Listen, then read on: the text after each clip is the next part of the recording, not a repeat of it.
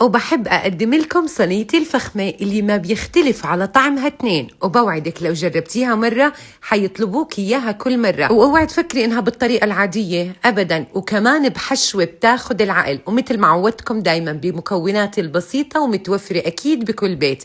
مثل العادة خلينا ننزل على التعليقات نصلي على الرسول أكسب أجر أنا وإنت. فضلا ليس أمرا تضغطوا لايك لو أنتم عم تحضروا بالفيديو، اللايك كتير مهم. ونقول بسم الله ونبلش. في البداية عندي هون كوب مقاس سعته 250 مل، استخدمته بكل الوصفة. فضفت 3 أكواب من السميد الوسط أو الناعم، كوب واحد من الطحين، معلقة كبيرة أي ما يعادل 16 جرام من البيكنج باودر، كوب واحد من السكر، وذرة بسيطة من الملح، ومعلقة صغيرة من الفانيلا. دمجت كل مكوناتي مع بعض. بعد هيك رح أضيف كوب واحد من الدهن. أنا استخدمت نص الكوب سمنة مذابة مع النص الثاني زيت نباتي.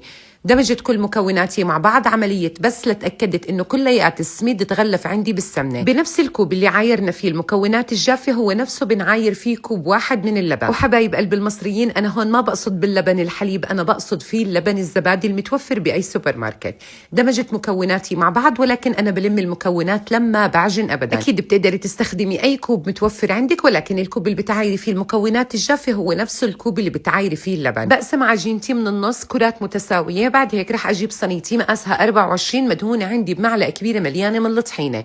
بعد هيك ببدأ إني أفرد فيها، ولو حبيتوا إنها تكون معكم شوي رفيعة ممكن تستخدموا صينية مقاس 26. ما بالنسبة للحشوة اللي بتاخد العقل، فبالوسط ضفت معلقة صغيرة مليانة من القرفة، ورح أضيف نص كوب من الجوز مفرومة عندي فرمة ناعمة. الجوز اللي أنا استخدمته جوز قلب أو جوز عين جمل، ما بعرف أنتوا شو بتسموه ببلدكم، احكوا لي هذا الشيء بالتعليقات. ولو حبيتوا خطوة الحشوة تلغوها تماما، صدقوني بتطلع معاكم بسبوسة ولا أطيب من هيك. هلا رح اخذ النص الثاني وباخذ قطعه صغيره وبفردها على ايدي كيف ما شفتوا، وبحطها جنب بعض. بعد هيك بساوي كليات الوجه.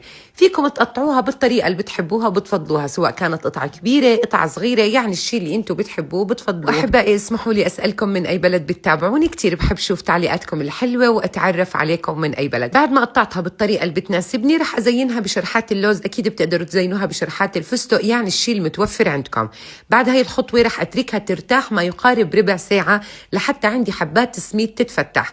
وقبل ما ادخلها على الفرن رح ادهن وجهها بمعلقتين من السمنه يعطيكم لون وقت التحمير، صدقوني ولا احلى من هيك. بعد هيك رح ادخلها على فرن محميته مسبقا على درجه حراره 250 على الرف الاول من تحت. اول ما بدخلها على الفرن بنزل الحراره لل 200. بعد هيك بضوي عليها الشواي من فوق لتاخذ معي هذا اللون الاحمر الحلو. اما بالنسبه للقطر فانا مستخدمه قطر وسط، حضرته قبل بوقت تمام، المفروض يكون عندي بارد تماما والبسبوسه سخنه. بعد هيك اوعي تقطعيها لتبرد معاكي تماما، يعني شي ساعة زمن. وهلأ خبروني بالتعليقات حتجربوها أو لا.